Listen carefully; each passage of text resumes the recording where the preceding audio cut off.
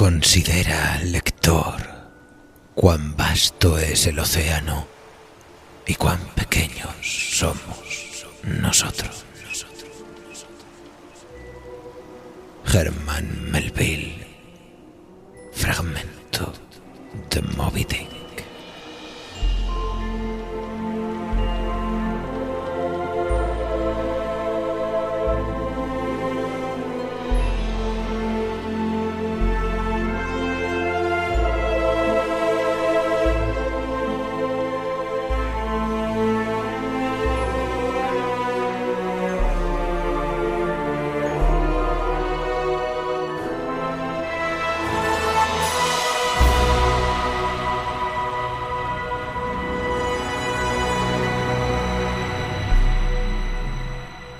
Sí, amigos, consideremos por un momento la vasta extensión submarina que nos rodea.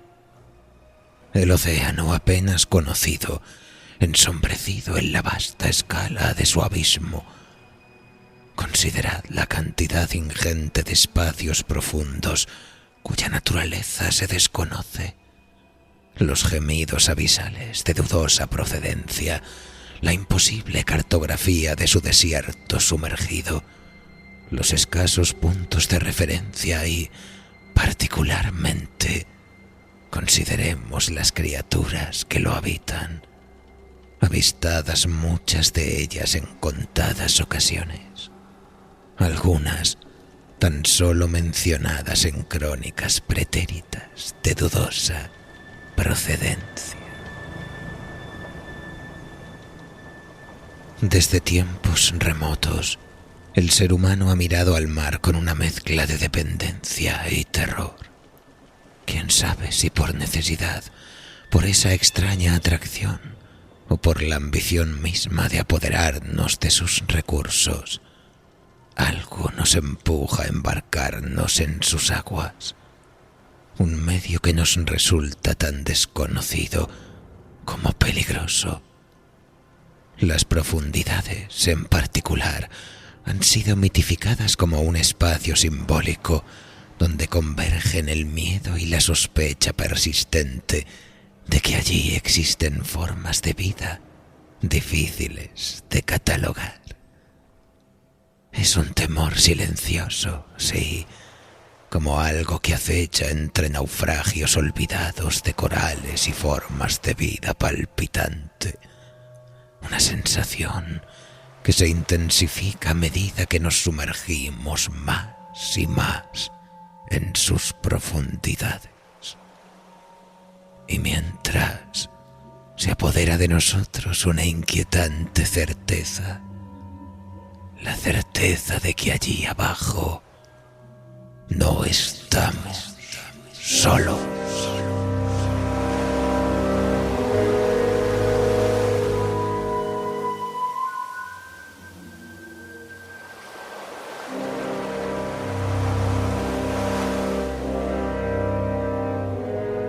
Piensen, amigos, piensen por un momento en la cantidad de embarcaciones desaparecidas, olvidadas en las profundidades del océano, los restos de grandes naufragios y navíos destrozados, o peor aún, las embarcaciones que han sido reencontradas intactas, en estado de misterioso abandono, sin testigos ni supervivientes, ni rastro alguno de su paradero. Y si bien es cierto que la razón trata de ofrecer siempre refugio a nuestras mentes atormentadas con hipótesis más o menos plausibles de la tragedia, también lo es que no podemos evitar esa punzada de terrible desesperación que nos recuerda que la emoción más antigua y poderosa de la humanidad es el miedo, y el miedo más antiguo y poderoso es el miedo a lo desconocido.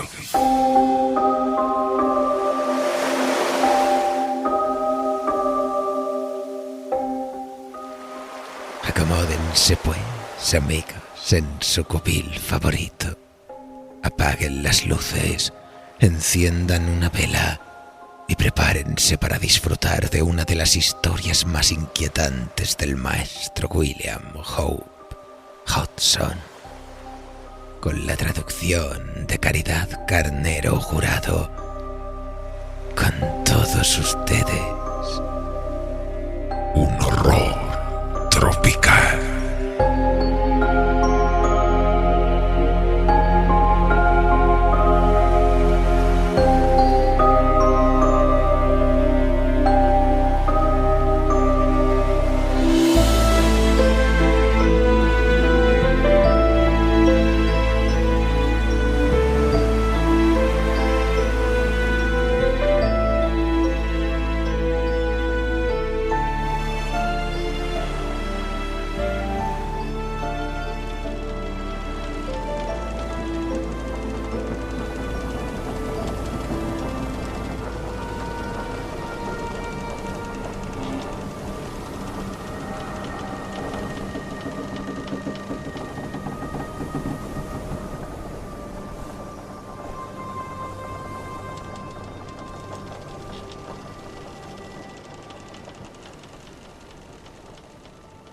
Llevamos 130 días de travesía desde Melbourne y desde hace 3 semanas yacemos en esta sofocante calma. Es medianoche y nuestra guardia encubierta se prolongaba hasta las 4 de la mañana. Salgo y me siento sobre la tapa abierta de la escotilla. 1 minuto después, Yoki, nuestro aprendiz más joven, se une a mí para charlar. Son muchas las horas que hemos pasado así, sentados y conversando durante las guardias nocturnas, aunque, para ser sinceros, es Yoki quien habla. Me conformo con fumar y escuchar, gruñendo de vez en cuando para demostrar que estoy atento. Yoki ha permanecido un rato en silencio, con la cabeza gacha en actitud meditativa. De repente levanta la vista, claramente con la intención de decir algo. Al hacerlo, veo como su rostro se paraliza con un horror indescriptible. Se encoge, con los ojos clavados en algo invisible que lo aterroriza, algo que se encuentra detrás de mí. Abre la boca, emite un grito ahogado y se desploma hacia atrás por la escotilla, golpeándose la cabeza contra la cubierta. Temiendo no sé qué, me giro para mirar. Dios mío. Elevándose por encima de la borda, claramente visible bajo la brillante luz de la luna, hay una enorme boca babeante de casi 2 metros de ancho.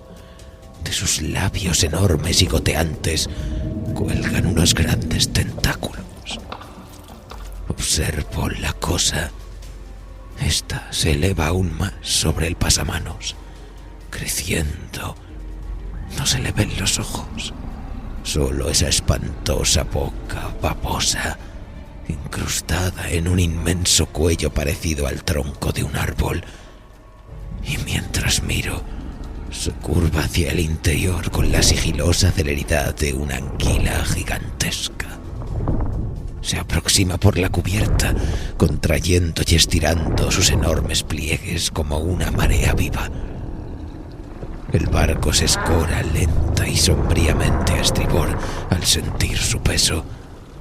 Y entonces, la cola, una masa ancha y plana, se desliza por la borda de teca y cae con un golpe sordo sobre la cubierta. Durante unos segundos, la horrible criatura yace agazapada en un revoltijo de tentáculos retorcidos y viscosos. Y luego, con movimientos rápidos y fulminantes, la monstruosa cabeza avanza por la cubierta. Cerca del palo mayor están los toneles de las herramientas y junto a ellos un barril recién abierto de carne salada con la tapa mal colocada. El olor de la carne parece atraer al monstruo y lo oigo olfatear con una vasta inspiración. Entonces, esos labios se abren, revelando 4 enormes colmillos. Hay un rápido movimiento de la cabeza hacia adelante, un repentino crujido desgarrador, y tanto la carne como el barril desaparecen. El ruido hace que uno de los marineros rasos salga del castillo de proa, y al entrar en la noche no ve nada al principio. Luego, al avanzar hacia popa, grita horrorizado. Demasiado tarde. De la boca de la cosa brota una lengua blanquecina y afilada, larga y ancha, recubierta de feroces dientes. Aparto la vista, pero no puedo evitar oír el nauseabundo gorgoteo que sigue. El vigía, atraído por el alboroto, ha presenciado la tragedia y huye hacia el castillo de proa, cerrando tras de sí la pesada puerta de hierro. El carpintero y el velero salen corriendo en calzoncillos desde el entrepuente. Al ver a la criatura, se precipitan hacia el camarote gritando de terror. El segundo oficial, tras echar un solo vistazo desde la toldilla, baja corriendo por la pequeña escalera de madera, seguido por el timonel. Puedo oír cómo atrancan la escotilla y de pronto comprendo que estoy solo en la cubierta principal. Hasta ahora había olvidado el peligro que corro. Los últimos minutos parecen parte de una espantosa pesadilla. Y ahora, sin embargo, sé que mi situación es insostenible. Me sacudo el horror que me paraliza y me giro para buscar refugio. Al hacerlo, mis ojos se posan en Yoki, que yace acurrucado e inconsciente donde cayó. No puedo dejarlo ahí. Cerca hay una caseta de cubierta, una pequeña estructura de acero con puertas de hierro. La puerta de sotavento está abierta, enganchada al mamparo. Una vez dentro, estaré a salvo. Hasta ese momento, la cosa parece no haberse percatado de mi presencia, pero ahora la enorme cabeza en forma de tonel se balancea en mi dirección. Luego emite un bramido ahogado y la gran lengua se agita dentro y fuera, mientras la bestia se gira y se arremolina a popa para encontrarse conmigo. Sé que no hay un segundo que perder. Levantando al inerte muchacho, corro hacia la portilla abierta. Está a unos metros, pero esa forma espantosa, ese horror viscoso, serpentea por la cubierta en espirales cada vez más amplias. Llego a la estructura y entro tambaleándome con mi carga. Luego salgo un instante a cubierta para desenganchar y cerrar la escotilla. Y justo en ese momento, algo blanco se enrosca por la esquina de la caseta. Con un salto me lanzo dentro y cierro la puerta con el pestillo. A través del grueso cristal del ojo de buey, veo a la cosa rodear la estructura, buscándome en vano.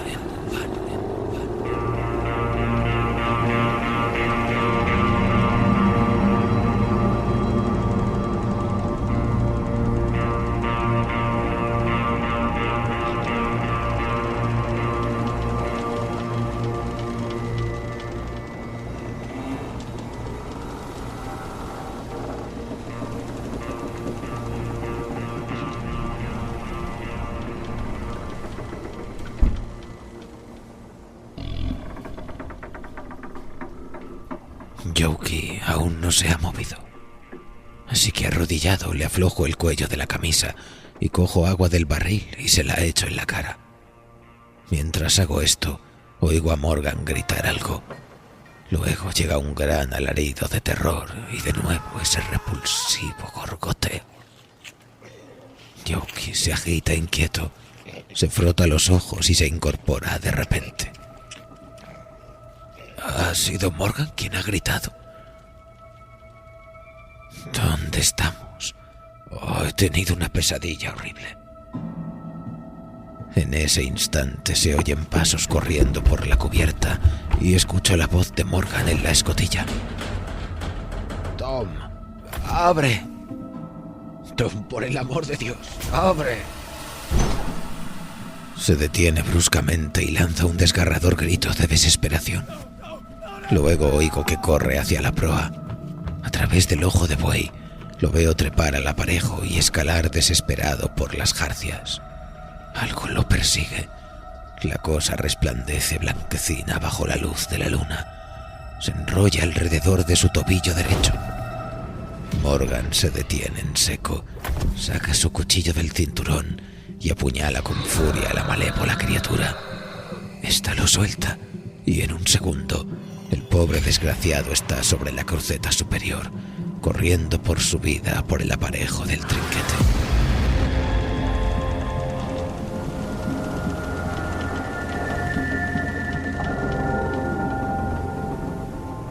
Entonces se hace el silencio y al poco veo que está amaneciendo. No se oye ningún sonido, salvo la pesada y jadeante respiración del engendro. A medida que el sol se eleva, el ser se extiende a lo largo de la cubierta disfrutando del calor. Aún no hay señales ni de los hombres de proa, ni de los oficiales de popa. Supongo que temen atraer su atención. Sin embargo, poco después, oigo el disparo de una pistola procedente de la popa, y al mirar, veo que la sierpe levanta la enorme cabeza como si escuchara. Al hacerlo, tengo una buena vista de la proa, y con la claridad del día, veo lo que la noche ocultaba.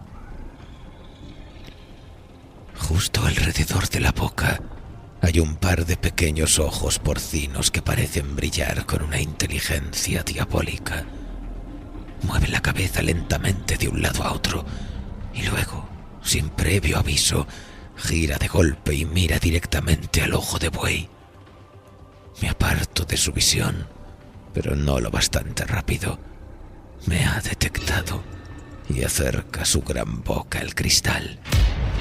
Contengo la respiración.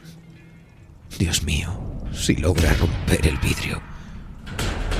Me acurruco horrorizado y desde la dirección del ojo de buey llega un ruido fuerte, áspero y chirriante. Temblando, recuerdo que hay unas pequeñas puertas de hierro para cubrir las portillas en caso de mal tiempo. Sin perder un instante, me pongo de pie y cierro la compuerta sobre el primer cristal. Luego hago lo mismo con los demás. Ahora estamos a oscuras y le susurro a Yoki que encienda la lámpara. Tras algunos temblorosos y torpes intentos, lo logra.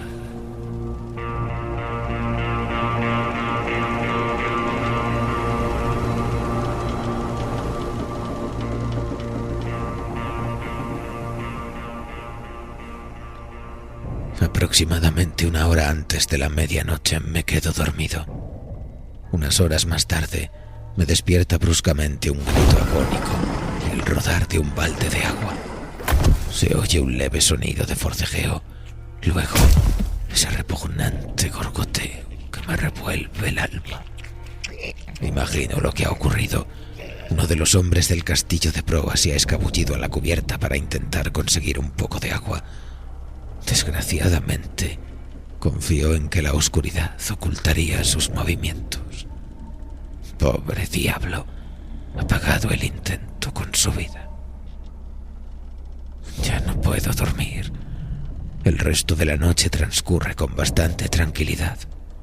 Hacia la mañana consigo dormitar un poco, pero me despierto cada pocos minutos sobresaltado. Yoki duerme plácidamente. De hecho, parece completamente agotado por la terrible tensión de las últimas 24 horas. Alrededor de las 8 de la mañana, lo llamo y preparamos un desayuno ligero con galletas secas y agua. Por suerte, tenemos un buen suministro. Yoki parece más animado y comienza a parlotear un poco, posiblemente algo más alto de lo prudente, pues mientras divaga preguntándose cómo terminará todo esto, se oye un golpe tremendo contra la pared de la caseta que la hace vibrar. Y después, el muchacho guarda un profundo silencio. Mientras estamos sentados, no puedo evitar preguntarme qué estarán haciendo los demás.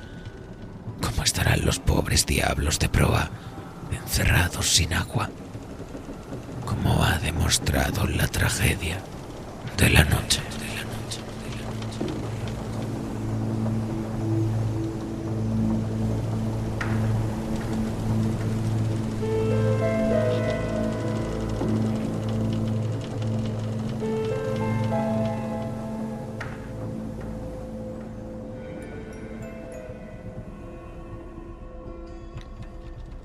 Hacia el mediodía, oigo una fuerte detonación, seguida de un terrible bramido.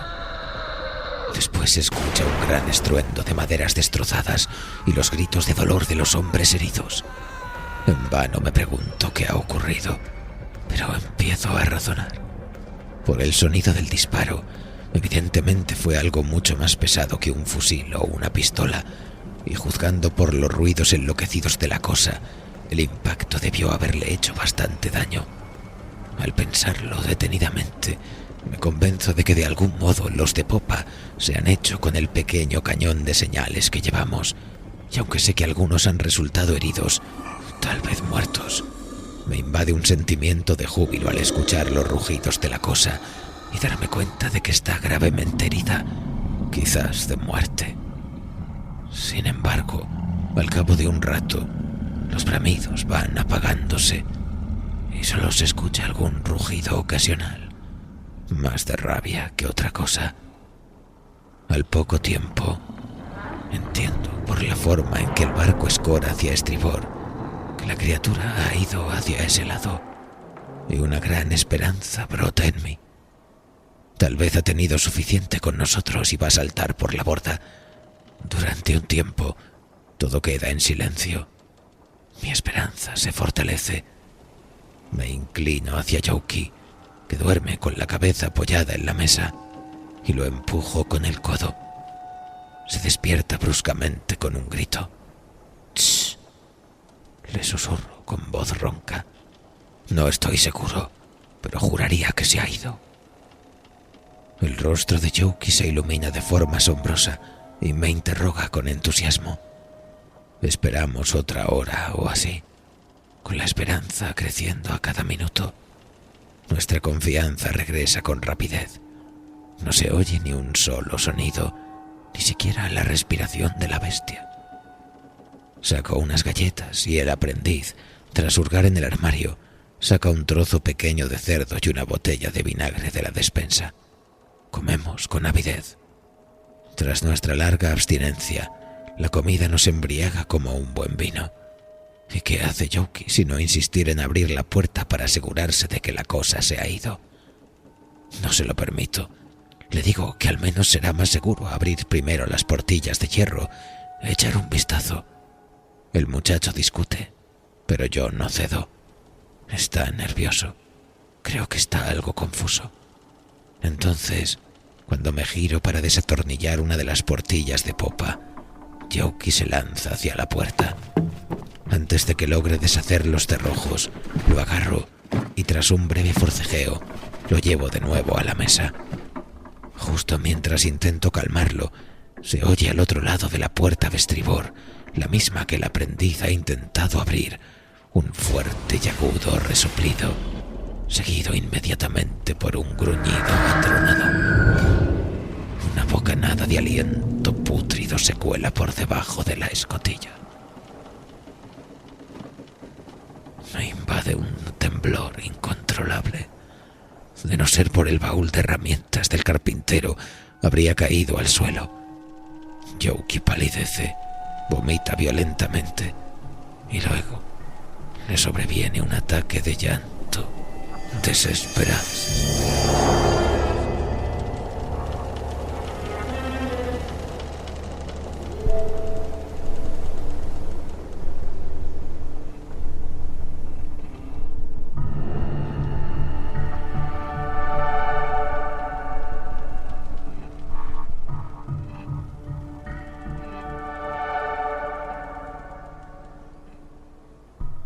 Las horas pasan y, extenuado, me tumbo sobre el arcón en el que he estado sentado e intento descansar. Deben ser alrededor de las 2:30 de la madrugada, cuando tras una cabezada algo más larga me despierta un estruendo descomunal que proviene de proa. Voces de hombres gritando, maldiciendo y rezando, pero a pesar del terror que sugieren sus voces, también suenan débiles y apagadas. Y en medio de ese infierno sobrecogedor, de nuevo el gorgoteo interrumpe los alaridos. El bramido antinatural de la cosa resuena en la cubierta. Me invade un terror encarnado y no puedo sino caer de rodillas y rezar. Sé demasiado bien lo que está ocurriendo. Youki ha dormido durante todo el episodio y me siento agradecido por ello. De repente, por debajo de la puerta se cuela una estrecha franja de luz y sé que ha amanecido. Comprendo que es el segundo día de nuestro encierro. Dejo que el joven duerma, que tenga paz mientras pueda, que tenga paz mientras pueda.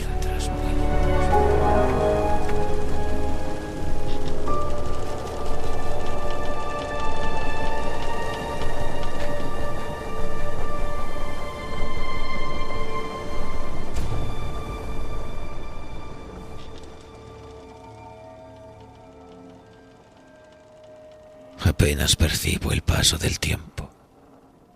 La cosa está en silencio. Probablemente duerme. Cerca del mediodía, como un pedazo de galleta y bebo algo de agua. Youki sigue dormido. Mejor así. Un sonido rompe el silencio. El barco se estremece levemente y sé que una vez más el horror está despierto. Se mueve por la cubierta, haciendo que el barco se balancee de forma perceptible. Va hacia proa. Me imagino que para explorar de nuevo el castillo. Evidentemente no encuentra nada, pues regresa casi de inmediato. Se detiene un momento junto a nosotros. Luego se dirige más a popa. En lo alto, en algún lugar del aparejo de proa, estalla una carcajada salvaje. Aunque suena muy lejana y apagada, la bestia se detiene en seco. Escucho atentamente, pero no oigo nada salvo un crujido agudo más allá de la parte trasera de la caseta, como si la jarcia se hubiera tensado. Un minuto más tarde, se escucha un grito en lo alto, seguido instantáneamente por un fuerte golpe en la cubierta que parece sacudir el barco. Espero. Mi ansiedad está impregnada de terror. ¿Qué está pasando? Los minutos transcurren lentamente y luego llega otro grito espantoso que cesa de pronto. La tensión se ha vuelto insoportable. Ya no puedo resistirlo. Con mucho cuidado, abro una de las portillas de popa y echo un vistazo para ver algo espantoso. Allí, con la cola sobre la cubierta y su inmenso cuerpo enroscado alrededor del palo mayor, está el monstruo, con la cabeza por encima de la percha de la vela de mesana y su gran tentáculo armado de garras ondeando en el aire. Es la primera vez que tengo una visión completa de la cosa. Debe pesar unas 100 toneladas. Sabiendo que tengo tiempo, abro la portilla del todo. Saco la cabeza y miro hacia arriba. Allí, en el extremo de la percha de la vela de mesana, veo a uno de los marineros. Incluso desde aquí abajo siento el horror petrificado en su rostro. En ese momento me ve y lanza un débil y ronco grito de ayuda, pero no puedo hacer nada por él. Mientras lo miro, la gran lengua se lanza hacia el marinero. Lo lame y lo arranca de la percha como lo haría un perro con una mosca en el cristal de una ventana. Más arriba, aunque afortunadamente fuera de su alcance, hay otros 2 hombres. Por lo que puedo juzgar, están amarrados al mástil por encima de la verga real. La cosa intenta alcanzarnos, pero tras un esfuerzo inútil, desiste. y comienza a deslizarse espiral tras espiral hasta la cubierta. Mientras lo hace, veo una gran herida abierta en su cuerpo, a unos 6 metros por encima de la cola. Bajo la vista del palo mayor y miro hacia popa. La puerta del camarote ha sido arrancada de sus bisagras y el mamparo, que a diferencia del entrepuente es de madera veteca, está parcialmente destrozado. Con un escalofrío comprendo la causa de aquellos gritos tras el disparo del cañón. Al girarme, intento torcer el cuello para ver el trinquete, pero no lo consigo. Observo que el sol está abajo y la noche se acerca. Meto de nuevo la cabeza y vuelvo a cerrar tanto el ojo de buey como la portilla de hierro. ¿Cómo acabará todo esto?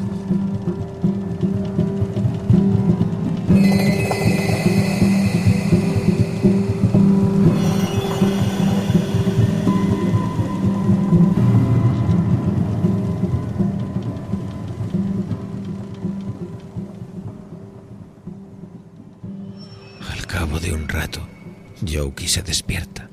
Está muy inquieto y aunque no ha comido nada en todo el día, no logro que pruebe bocado. La noche cae. Estamos demasiado cansados, demasiado abatidos para hablar. Me tumbo, pero no para dormir. Y el tiempo se desliza en la noche, lentamente.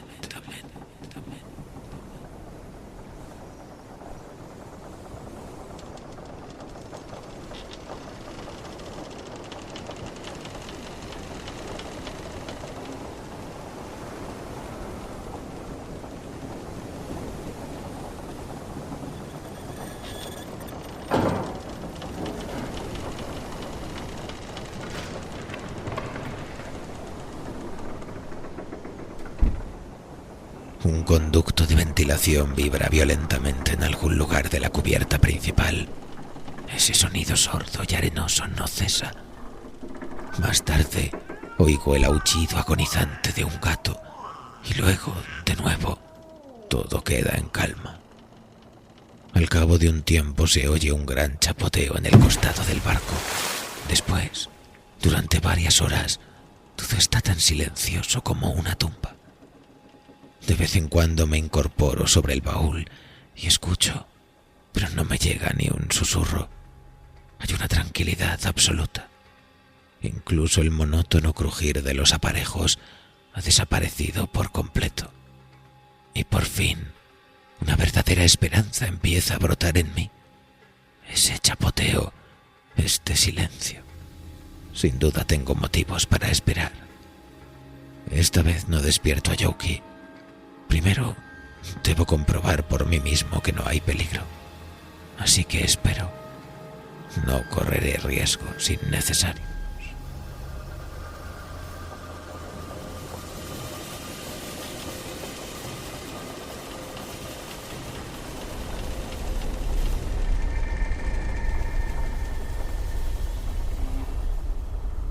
Al cabo de un rato, me arrastro hasta la portilla de popa y me detengo a escuchar, pero no hay sonido alguno. Alzo la mano y tanteo el tornillo y luego vuelvo a dudar, aunque no por mucho tiempo. Silenciosamente empiezo a desenroscar el cierre de la pesada tapa. Esta se libera de su bisagra, la aparto y me asomo. Mi corazón late desbocado. La cubierta parece extrañamente oscura. Quizás la luna se ha ocultado tras una nube. De repente, un rayo de luna entra por la portilla y se va tan rápido como apareció. Miro fijamente. Algo se mueve allá afuera. De nuevo entra la luz.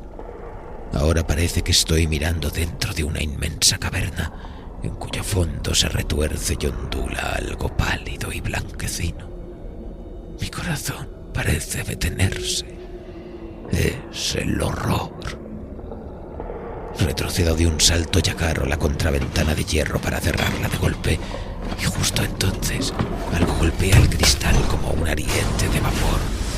Lo hace añicos y se desliza velozmente hacia el interior de la caseta.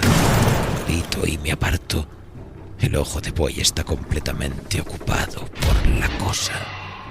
La lámpara lo ilumina débilmente. Se enrosca y retuerce por todos lados. Es tan grueso como un árbol y está cubierto de una piel lisa y viscosa. En un extremo hay una gran garra como la de una langosta, solo que 1000 veces más grande. Me acurruco en el rincón más alejado. Ha destrozado el arcón de herramientas de un solo chasquido de esas pinzas espantosas. Yoki se ha refugiado bajo una litera. La cosa gira rápidamente hacia mí. Siento que una gota de sudor me resbala lentamente por la cara. Sabe a sal. Esa horrible muerte se acerca. Caigo de espaldas. Ha aplastado el tonel de agua contra el que estaba apoyado y ruedo por el suelo empapado. La garra se eleva, luego desciende con un movimiento rápido e incierto, golpeando la cubierta con un golpe sordo y pesado a escasos 30 centímetros de mi cabeza. Yoki deja escapar un pequeño gemido de terror. Lentamente, la cosa se eleva y comienza a tantear la litera. Se lanza dentro de la cama y saca una almohada. La parte por la mitad con un chasquido y la deja caer y sigue adelante. Tantea el suelo y mientras lo hace, encuentra una de las mitades del cojín. Parece juguetear con ella, la recorre y la saca por el ojo de buey. Una oleada de aire pútrido llena el camarote. Se oye un chirrido y algo entra otra vez por la portilla.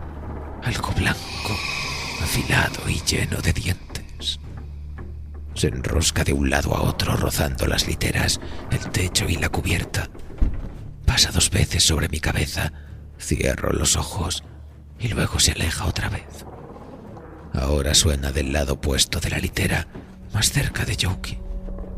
De repente el ruido áspero y chirriante se vuelve sordo, como si los dientes pasaran sobre una sustancia blanda.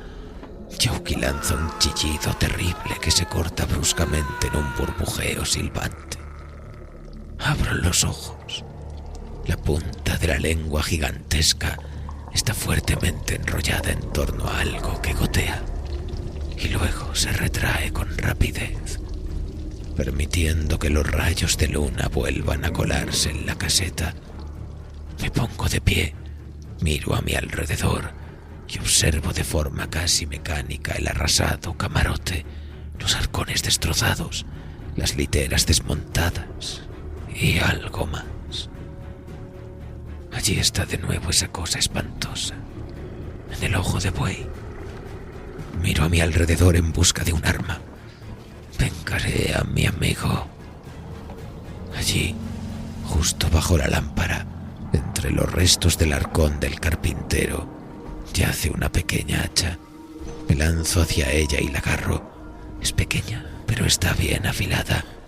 Siento su filo como una caricia. Vuelvo a la portilla, me sitúo a un lado y alzo mi arma. La gran lengua está buscando los restos de Yoki. Los alcanza y justo entonces grito y golpeo salvajemente una y otra vez, jadeando mientras lo hago. Una vez más, la masa monstruosa cae a la cubierta, retorciéndose como una anguila horrible. Un torrente cálido e inmenso entra por el ojo de buey. Se oye un crujido de acero y un bramido descomunal. Un zumbido invade mis oídos y crece cada vez más fuerte. Entonces, el camarote se vuelve indistinto y todo es oscuridad.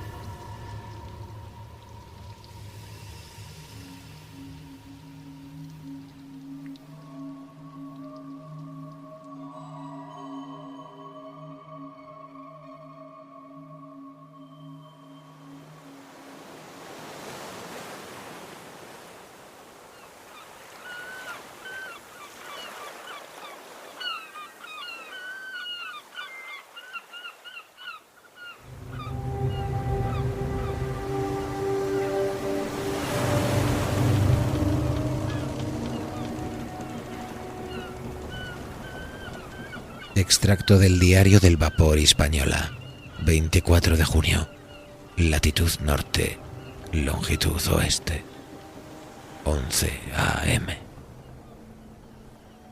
Avistamos un bergantín de 4 mástiles aproximadamente a 4 puntos por la proa, a vapor, ondeando señales de socorro. Nos acercamos a ella y enviamos un bote a bordo. Resultó ser la Glendun, en viaje de regreso de Melbourne a Londres. Encontramos el buque en un estado terrible. Las cubiertas estaban regadas con sangre y limo. La caseta de acero estaba destrozada. Forzamos la puerta y descubrimos a un joven de unos 19 años en la última etapa de inanición, además de restos parciales de un niño de unos 14. Había una gran cantidad de sangre en el lugar y una masa informe de carne blanquecina y retorcida que pesaba cerca de media tonelada. El extremo parecía haber sido rajado con un instrumento afilado. La puerta del castillo de proa estaba abierta y colgando de una bisagra. El marco de la puerta estaba abombado, como si algo se hubiera abierto camino a la fuerza. Entramos. Aquello era espantoso. Sangre por todas partes, arcones rotos, literas destrozadas, pero no hallamos ni rastro de los tripulantes. Volvimos a popa y nos reunimos con el joven, que mostraba signos de recuperación. Cuando recobró el conocimiento, dio el nombre de Thompson. Dijo que habían sido atacados por una enorme serpiente. Pensó que debía ser una serpiente marina. Estaba demasiado débil para continuar hablando, pero mencionó que había algunos hombres en el mástil mayor. Enviamos a un hombre a la cofa, quien informó de que estaban allí amarrados, en el mástil real, todos muertos. Fuimos al camarote de popa. Allí estaba el mamparo destrozado y la puerta tirada en la cubierta, cerca de la escotilla. También hallamos el cuerpo del capitán, pero no había indicios de los oficiales. Observamos entre los escombros la parte del carro de un pequeño cañón. Regresamos a bordo de nuestro navío. He destacado al segundo oficial con 6 hombres para llevar a la Glendun a puerto. Thompson está con nosotros. Ha escrito su versión de los hechos. Considerando el estado del bergantín, tal como lo encontramos, parece que todo confirma el relato del marinero. Firmado William Norton, capitán, y Tom Briggs, primer oficial del Hispaniola.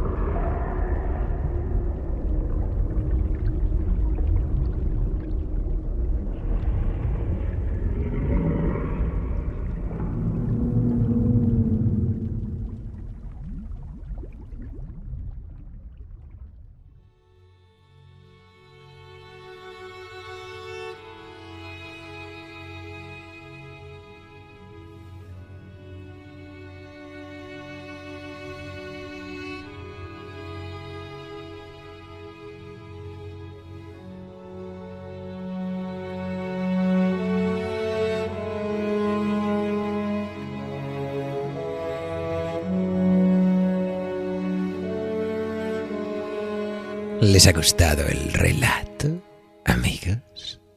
Una historia inquietante la de nuestros protagonistas de esta noche, ¿no creen? Publicado originalmente en la edición de junio de 1905 de la revista The Grand Magazine y recopilado después en numerosas antologías, Un horror tropical puede considerarse ejemplo y delirio de la tradición de relatos de horror en el mar del maestro William Hope Hodgson. Así, el informe de un navío que describe el rescate de la embarcación protagonista nos ofrece el testimonio de su único superviviente, algo habitual en otros relatos marítimos de su época, en los que la oficialidad del informe, supuesta oficialidad, valida en parte la veracidad del relato y lo hace más inquietante para sus lectores. Porque a Hodgson le gustaba jugar en esa frontera entre lo creíble y lo increíble. Una credibilidad que fusiona el informe de una criatura imposible, cuyo tamaño y voracidad superan con creces lo conocido por los simples mortales.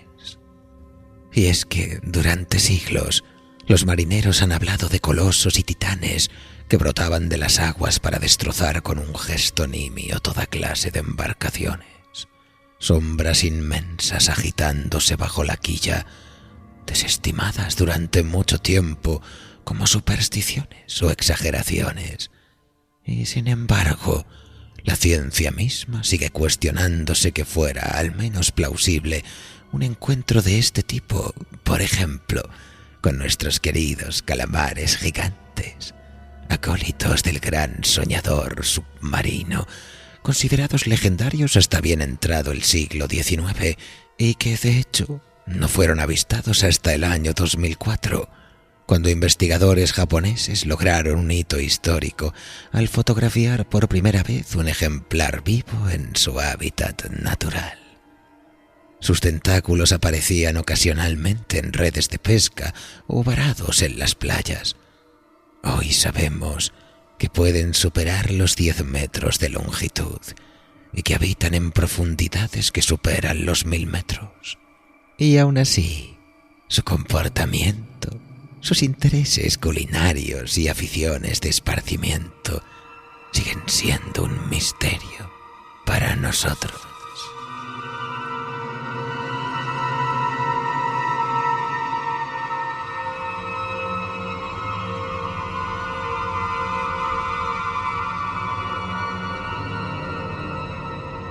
Y este patrón se repite con muchas otras criaturas descritas primero como monstruos, luego confirmadas como reales y finalmente reclasificadas como parcialmente documentadas en una digna batalla entre la mitología, la superstición, la leyenda, la criptozoología y más tarde por la biología y la ciencia ficción.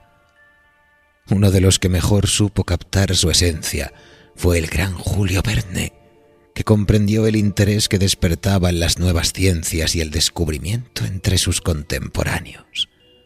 Así, en 20.000 leguas de viaje submarino, publicada por partes entre 1869 y 1870, logró jugar magistralmente con los secretos de la ciencia y los delirios de la superstición, situando al capitán Nemo como centro de un viaje sin precedentes hacia el abismo sumergido, una aventura en la que, a pesar de los prodigios que hemos sido capaces de invocar, Nemo nos dice: el mar es todo, cubre las 7/10 partes del globo terrestre, su aliento es puro y sano, es el inmenso desierto en el que el hombre no está nunca solo, pues siente estremecerse la vida a su alrededor. El mar es el vehículo de una sobrenatural y prodigiosa existencia, es movimiento y amor, es el infinito viviente, como ha dicho uno de sus poetas. Pero esa vida que hierve no es necesariamente afable con quienes deciden invadir su territorio. Y no solo eso, diezmamos a su prole o vertimos incansablemente toneladas de basura en el medio de subsistencia de criaturas cuya naturaleza desconocemos. A medida que los avances tecnológicos permitieron descender más allá de lo imaginable, batiscafos, vehículos operados remotamente, sensores capaces de aguantar presiones extremas, comenzamos a registrar fenómenos difíciles de clasificar. Uno de los más famosos fue el bloop, detectado en 1997, un extraño gemido abisal cuya potencia superaba la de cualquier animal conocido, y aunque posteriormente se sugirió que podría tratarse de fracturas en el hielo, el episodio dejó una evidencia palpable. Nuestro desconocimiento sobre el abismo submarino es mucho mayor que nuestras certezas.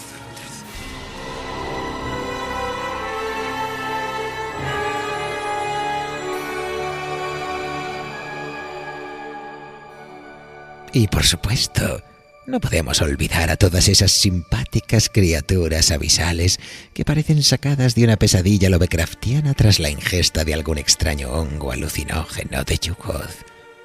Porque el horror oceánico, amigos, no se fundamenta en lo sobrenatural, sino en esa extrañeza que nos produce aquello que ya sabemos.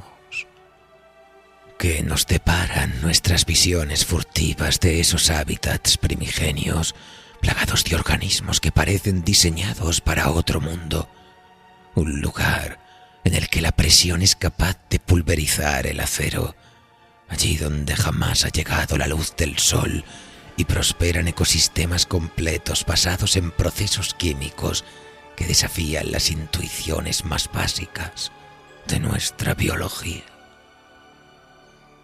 Sí, amigos, más del 80% del océano permanece inexplorado. No ha sido cartografiado ni observado remotamente, y hay quienes ni tan siquiera se atreven a especular con su naturaleza. Pues suele decirse que conocemos mejor la superficie de Marte que la del fondo marino. Ese abismo durmiente es una grieta en nuestra narrativa de progresos. Nos gusta pensar que el mundo ha sido conquistado por el conocimiento, que el misterio retrocede ante la razón, pero el océano profundo se resiste a esta lógica con manifiesta y titánica indiferencia. Es allí donde reside nuestro temor, en una respuesta adaptativa ante un entorno donde el cuerpo humano es radicalmente incompetente, sin protección, sin oxígeno, ni calor, ni capacidad alguna para orientarnos. El descenso a los abismos adopta la forma definitiva del monstruo colosal, capaz de tragarnos de un solo bocado.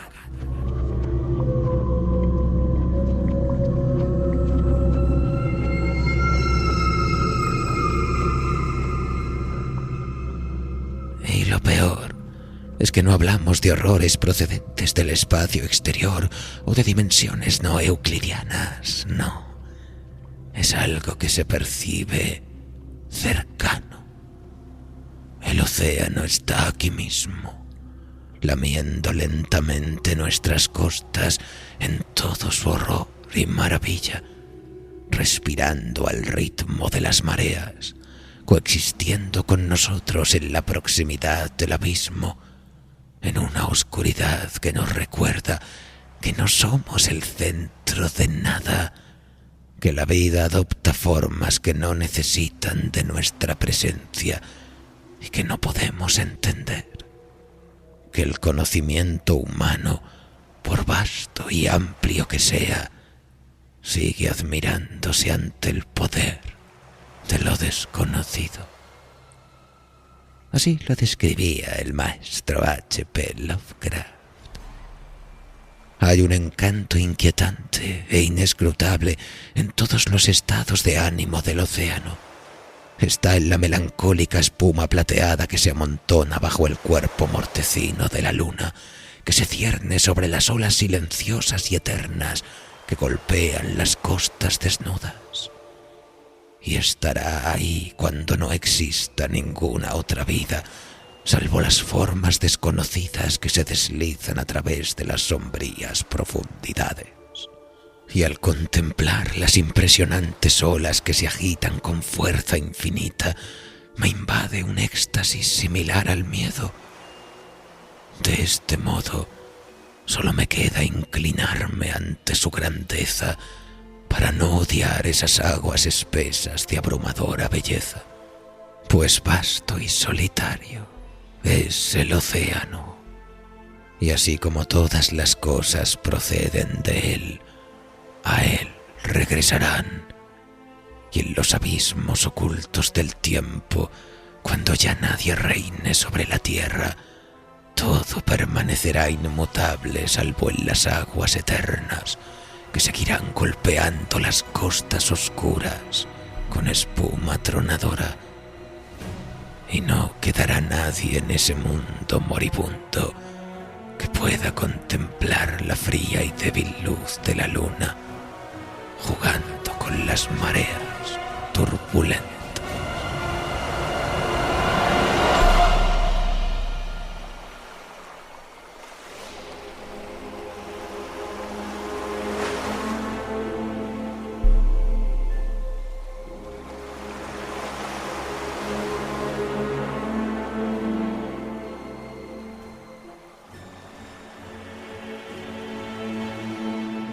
Y mientras reflexionamos sobre esta y otras delirantes diatribas oceánicas, les recordamos que pueden escucharnos cuando a ustedes les plazca a través de nuestro podcast en www.evox.com o en nuestro portal dimensional en noviembrenocturno.com.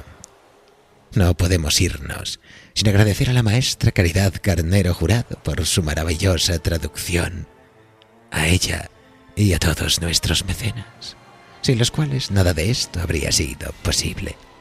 Y recuerden que si quieren formar parte de nuestro culto tentacular, solo tienen que buscar nuestro podcast de iVoox y pulsar sobre el botón de apoyar. ¿Quién sabe?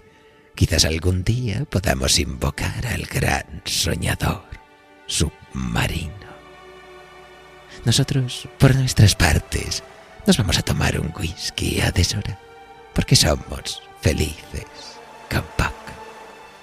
Les deseamos una apacible madrugada desde noviembre nocturno.